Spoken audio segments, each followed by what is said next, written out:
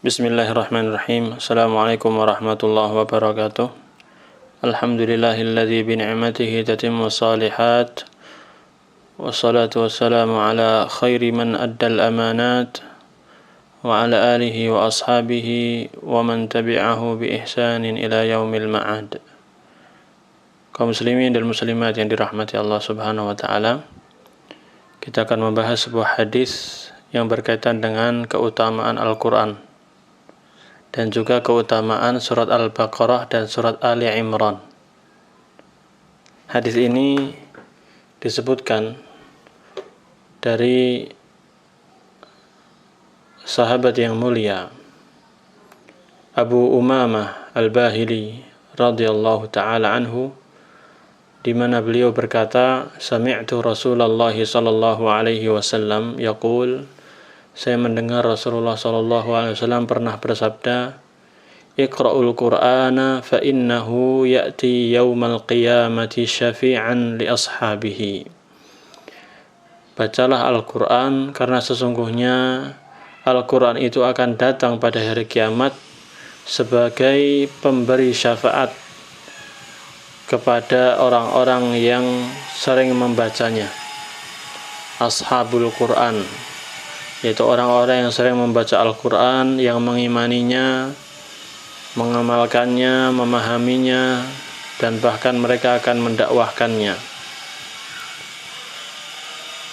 Nabi SAW melanjutkan, Iqra'uz Zahrawaini Al-Baqarah wa surata Ali Imran fa innahuma ta'tiyani yawmal qiyamah كأنهما غمامتان أو كأنهما غيايتان أو كأنهما فرقان من طير صواف تحاجان عن أصحابهما.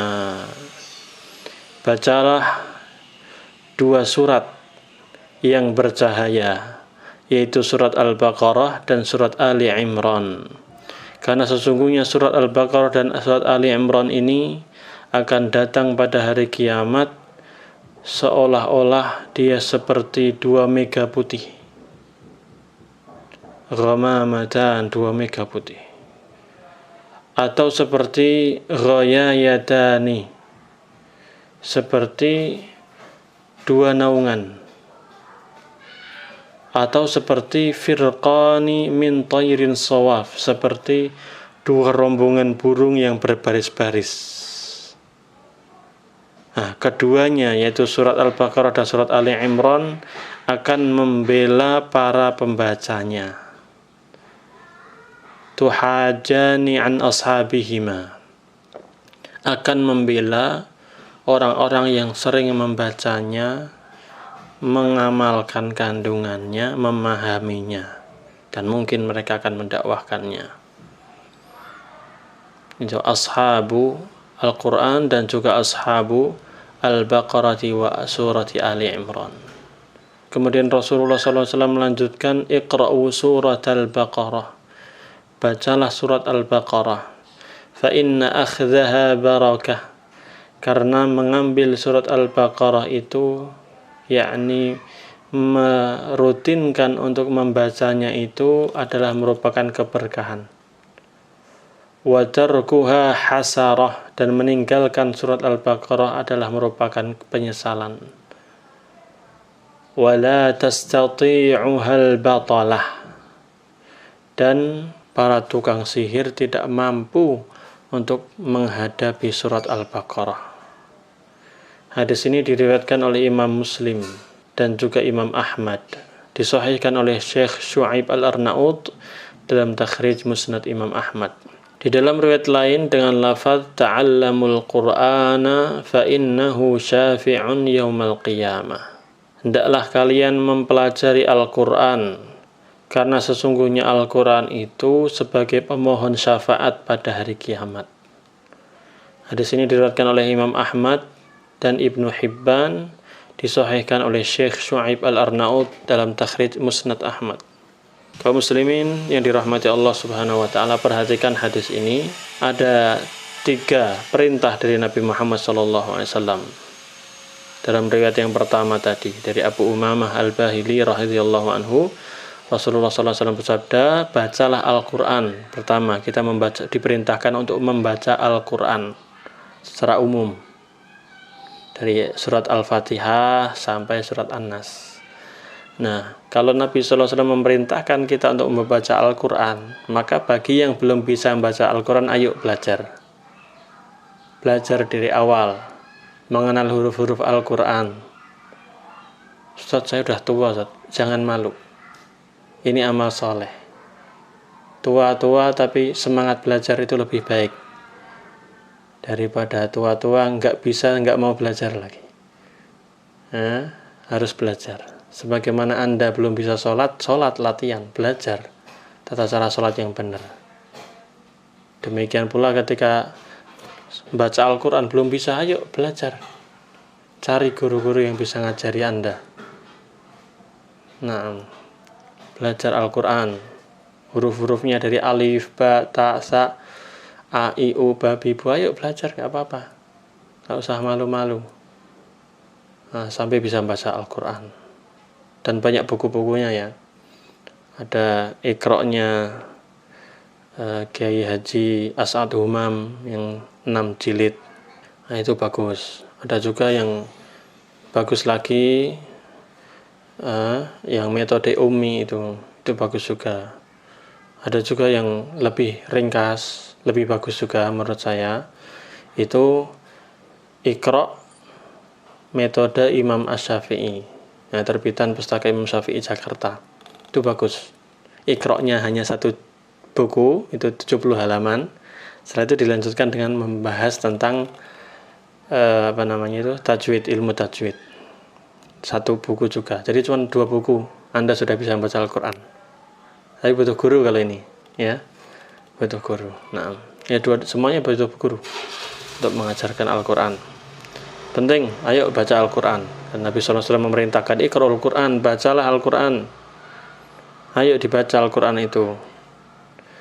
فَإِنَّهُ يَأْتِي يَوْمَ الْقِيَامَةِ شَفِيعًا لِأَصْحَابِهِ. Karena sesungguhnya Al-Quran itu akan datang pada hari kiamat, akan memohonkan syafaat bagi ashabul Quran, yaitu orang-orang yang sering membacanya. Ashabul Quran itu, ashab dari kata sahib. Sahib, kalau satu orang sahibul Quran, ya, temannya Al-Quran. Al-Quran sudah jadi temannya dia. Dia baca, dia ulang-ulang, dia hafalkan, dia pelajari, dia amalkan, seperti itu. Nah, oleh karena itu bagus adanya TPA itu bagus. Anak-anak kecil dari kecil diajari. Yang gede-gede yang belum bisa juga diajari. Jadi jangan hanya berhenti di TPA saja. Kelas 1 sampai kelas 6, nanti SMP sudah nggak mau ngaji lagi, repot. Ayo ngaji selamanya, selama masih hidup. Ayo baca Al-Quran, itu ibadah luar biasa. Satu huruf adalah satu kebaikan, bahkan dilipat gandakan menjadi 10 kebaikan. Allahu Akbar.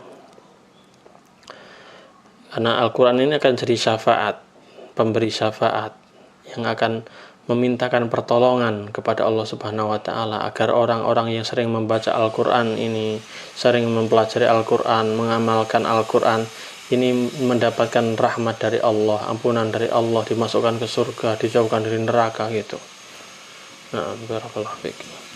Yang kedua, Nabi Muhammad SAW memerintahkan untuk membaca 2 surat yang bercahaya, yaitu surat Al-Baqarah dan surat Ali Imran. Allahu Akbar. Baca surat Al-Baqarah, Pak, sama surat Ali Imran, ini dua-duanya kurang lebih 4 juz, dikurangi 5 halaman. Ya, baca aja. Baca surat Al-Baqarah dan surat Ali Imran, karena dia memiliki keutamaan tersendiri. Apa itu? Yaitu nanti surat Al-Baqarah dan surat Ali Imran itu kan akan datang dari kiamat, dan Allah Subhanahu wa Ta'ala Maha mampu merubah itu tiba-tiba, ya. Al-Quran, surat Al-Baqarah sama surat Ali Imran surat kan yang kita baca nanti, tapi nanti sama Allah Subhanahu wa Ta'ala diwujudkan. Seperti apa wujudnya? Seperti apa penampakannya? Penampakannya mereka akan berubah seperti ghamamatan, yaitu 2 mega putih, seperti 2 ini ya. Ghamamah itu mega, ya seperti apa? Awan. atau ghoyayatan, atau seperti naungan, 2 naungan, atau seperti 2 rombongan burung yang berbaris-baris. Nah, intinya mereka ngapain? Tuhajani an ashabihima, mereka akan membela orang-orang yang suka membacanya. Tuh, keutamaan membaca Al-Quran, surat Al-Baqarah ayat 1 sampai akhir, surat Al-Imran ayat 1 sampai akhir, lengkap. Nah, surat Al-Baqarah sama surat Al-Imran akan membela orang-orang yang suka membacanya. Allahu Akbar. Ya, kita banyak dosa kan. Siapa di antara kita yang bebas dari dosa? Enggak ada. Maka orang yang, kalau kita suka membaca Al-Baqarah sama Ali Imran, ini keduanya akan membela kita. Ya Allah, ini fulan ini sering membaca saya, tolong ya Allah, ampuni dosa-dosanya, terima amalnya ya Allah, sayangi dia, masukkanlah dia ke dalam surgamu, jangan engkau masukkan dia ke nerakamu, jangan engkau siksa ya Allah, dia suka membacaku ya Allah, gitu. Masya Allah. Yang ketiga, Nabi SAW memerintahkan secara khusus untuk membaca surat Al-Baqarah. Kenapa? Fa inna akhdaha barakah, karena membaca Al-Baqarah itulah keberkahan. Mengambil surat Al-Baqarah, membacanya, apalagi nanti saudara bisa ngafal Al-Baqarah, paham isinya, itu isinya mantap, isinya itu lengkap. Masya Allah itu. Wa tarkaha hasar, meninggalkan surat Al-Baqarah adalah merupakan kerugian, penyesalan nanti, nyesel nanti di hari kiamat. Wala tastati'uha al-batalah, dan para tukang sihir tidak mampu menghadapi surat Al-Baqarah ini. Pak, perhatikan. Ini jadi Al-Baqarah ini bisa jadi benteng kita agar selamat dari gangguan-gangguan orang-orang jahat yang tidak suka dengan kita, baik itu setan ataupun manusia. Ya, mungkin kita nggak tahu, nggak sadar ada orang-orang yang benci kepada kita lalu membuat guna-guna, disantet, disihir, dijampi-jampi, dipelet dan lain sebagainya. Nah, ngelawannya gimana? Baca surat Al-Baqarah. Nabi SAW bersabda tadi, Iqra'u surat Al-Baqarah, baca surat Al-Baqarah. Karena salah satu keutamaannya wala tastati'uhal batalah, para tukang sihir ini tidak mampu mengalahkan surat Al-Baqarah ini. Sudah beres, Pak. Sehingga sihir apapun yang mereka buat untuk mencelakakan kita, kalau kita baca surat Al-Baqarah hilang. Dan ini pengalaman banyak sekali. Orang-orang yang disihir, diguna-guna, disantet dan lain sebagainya, dibacain surat Al-Baqarah, diperintahkan disuruh membaca surat Al-Baqarah. Pak, baca surat Al-Baqarah di rumah Anda, dimanapun, baca. Langsung sembuh, Masya Allah. Dan banyak orang-orang yang diruqyah, yang kita ruqyah. Ada beberapa jamaah masjid yang kena sihir gitu, guna-guna, atau dulu juga sebelumnya pernah main ilmu-ilmu klinik gitu, seperti kekebalan tubuh. Ketika dibacakan surat Al-Baqarah, alhamdulillah sembuh, hilang setannya, pergi, Pak. Berdasarkan hadis ini, wala tastati'uhal batalah ay sahara, para tukang sihir, dukun-dukun itu nggak bisa melawan surat Al-Baqarah, kalah deh.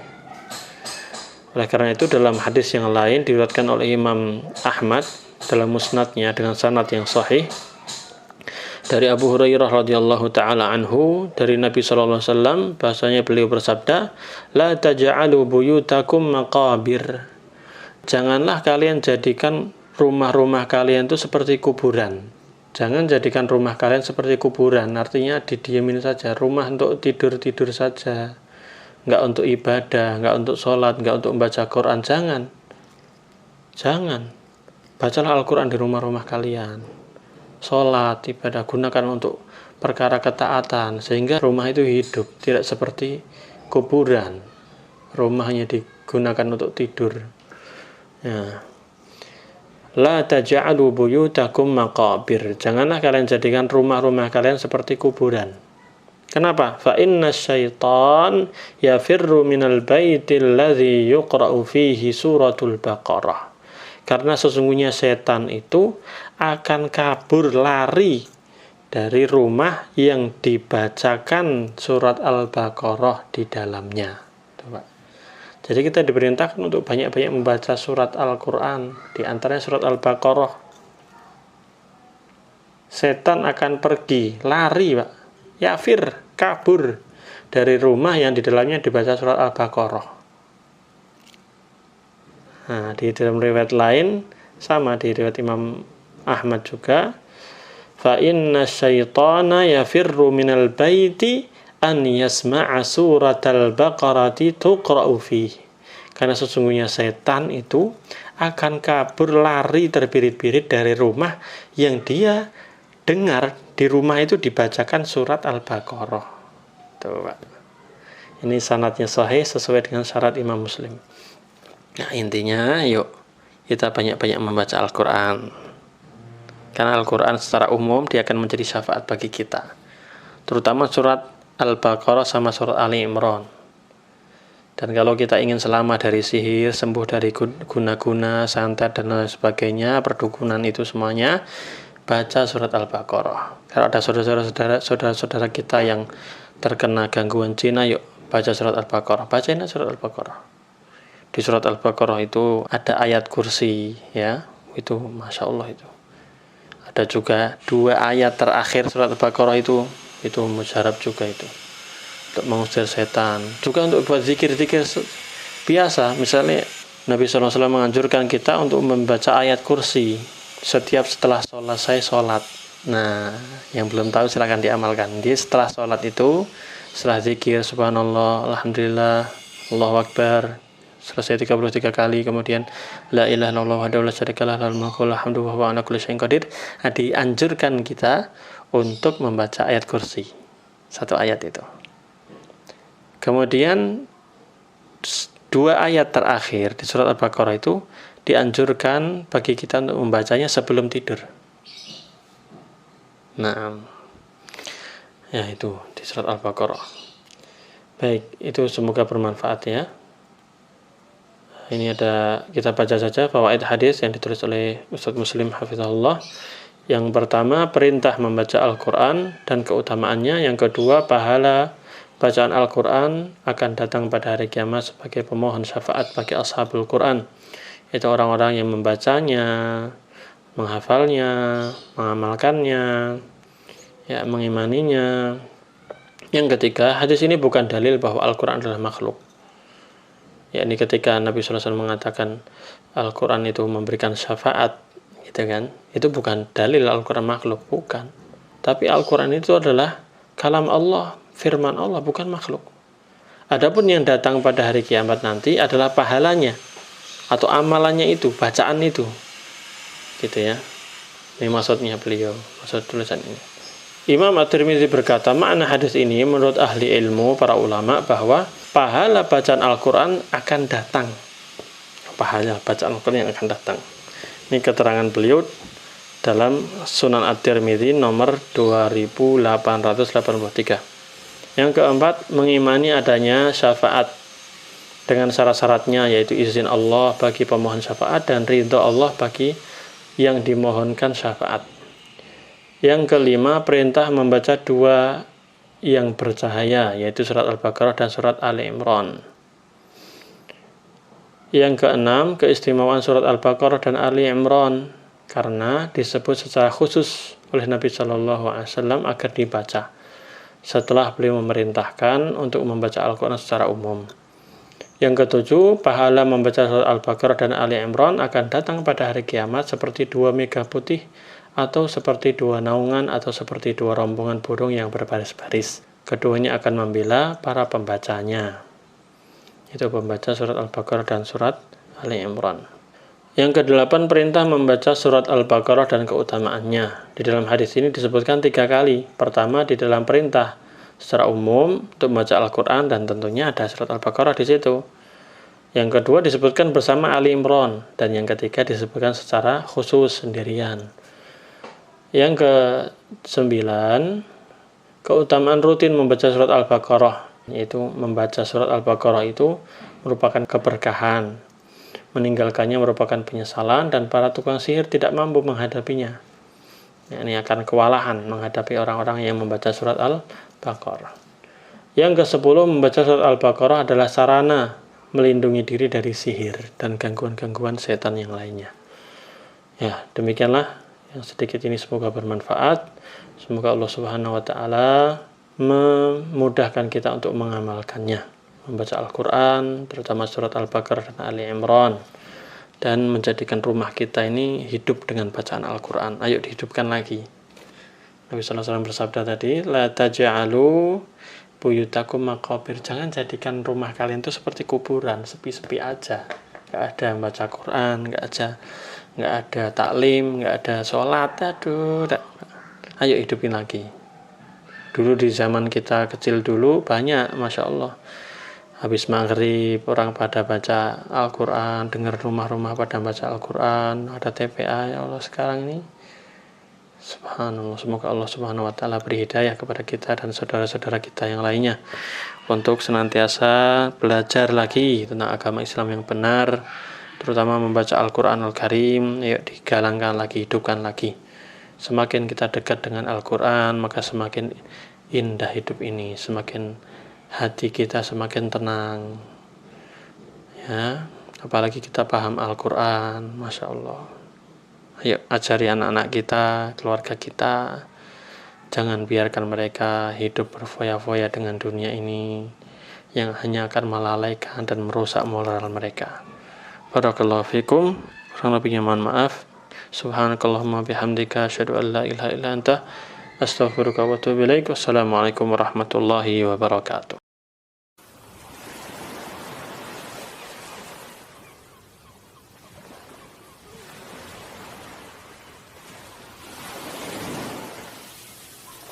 قل هذه سبيلي أدعو إلى الله على بصيرة أنا ومن اتبعني وسبحان الله وما أنا من المشركين.